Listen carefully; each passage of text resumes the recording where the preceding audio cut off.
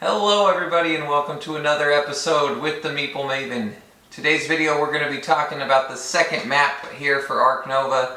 We're going to be talking about everything you need to know for map number 2, the observation tower. We're going to cover some of the sponsor cards, animal cards, and conservation projects that are going to help you win your next game playing with the observation tower. So let's dive in.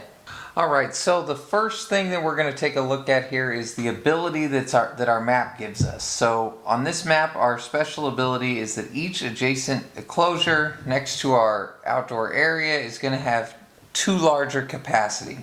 So what this means for our strategy overall is it's going to be a lot easier for us to take fewer build actions, and we're going to be able to play larger animals generally for a lot easier without having to build those large enclosures. So overall I would say the ability is so-so. It can save a little money on building enclosures, makes our life a little easier. But if we start to look at the map next, we'll notice that there's a very powerful placement bonus here. So that's the second thing I think that's worth noting about this map. I would say the ability is probably the second coolest thing about this map. The real power comes from having access to this early partner zoo spot on your board. So to me, this map really should be focused on getting an early access to that partner zoo. That's really the more powerful feature of this map. And so let me talk a little bit about how that could pan out. So there's really 2 ways that goes. One is you can take a partner zoo with your first association action, and then via 2 build actions, you can either come in this route, do a petting zoo and then a enclosure, or you can come this route and do 2 enclosures. But one way or the other, if you work your way and get that before the first break, you can upgrade an action card before the first break by getting 2 partner zoos. So getting an early card upgrade like that can be very beneficial. You could upgrade sponsors to level 2 if you have a really early powerful sponsor card like Explorer, or the one where you can hire the guy Talented Communicator, something like that. Or you could upgrade animals to level 2, start getting access to the reputation from that. There's a lot of options there, but that's a very powerful route to go. The second thing that you could also do is using that same logic there. If we forego using our association at the 3 spot, we could build the 2 enclosures, grab the partner zoo, and then right before the first break, we could use our very first association action to get one of the breeding program conservation projects. So we'll dive into that in just a second. And then the last thing about this map, looking at some of the other things on the player board, the conservation project bonus, to me, a little boring. One conservation point for getting your conservation project here, but it's simple. Late in the game, you might be able to get an extra point off of it. It's not the end of the world, but it's nothing fancy. And then the last thing, placement bonuses are pretty typical. Other than that, one thing to be careful about on this map is if you look over here, when you're building your enclosures near your outdoors area, it's pretty difficult to get them next to rock. So most of your enclosures for building your large animals are going to be near water, but probably only one of them will touch rock. So if you have a lot of large animals that need rock, you're going to have a bit of trouble with that. Another option for starting on this map is if you have a powerful sponsor to play early. Sometimes I'll start down in this bottom area, and I'll cover that bonus there, and use that as a way to play a sponsor card early and then work my way up to that partner zoo. So sometimes that can be a powerful start as well. So let's dive into the cards now. Okay, so now we're going to look at the conservation projects that might be particularly good with this map. You want to keep an eye out for these. Now the breeding programs are already a typically very powerful card in their own right. I'm always going to advocate if you can get an early breeding program, that's a good way to go.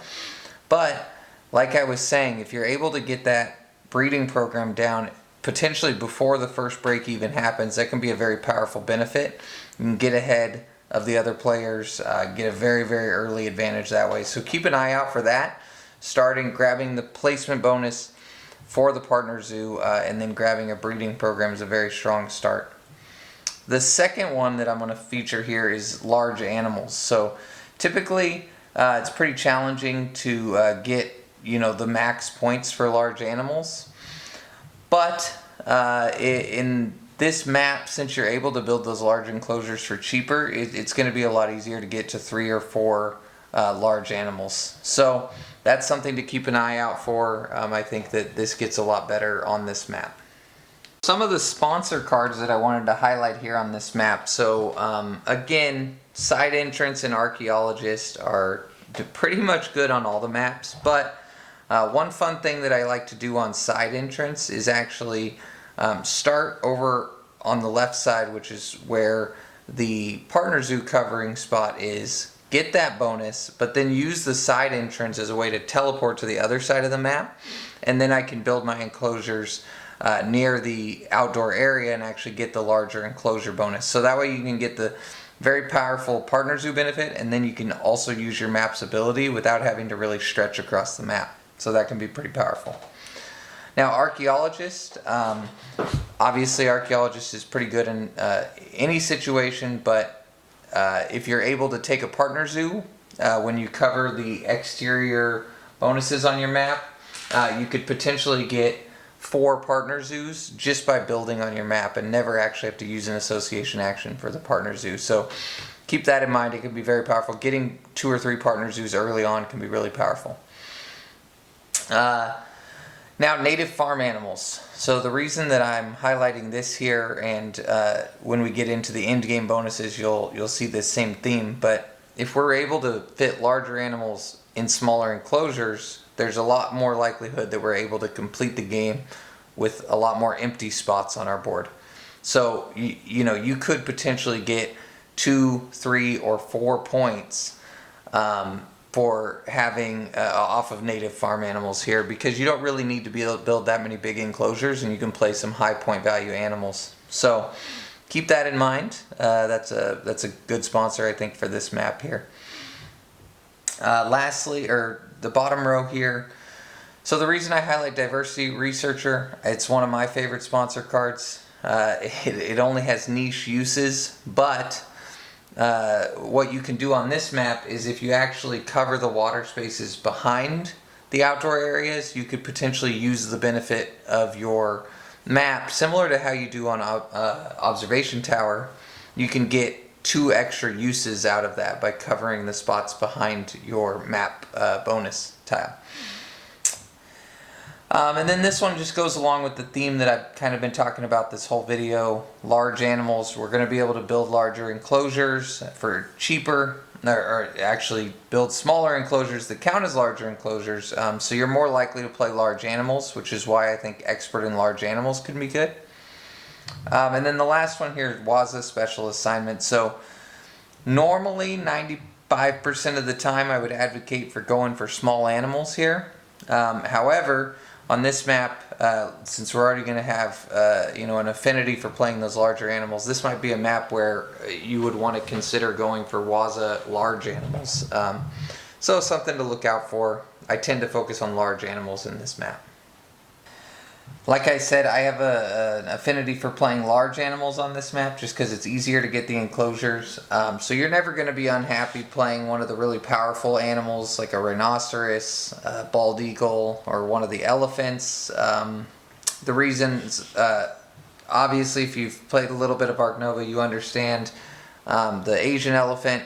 Getting those final scoring cards could potentially get you 4 conservation points or 12 points that get scored after the game. So it's a great way to get ahead without finishing the game.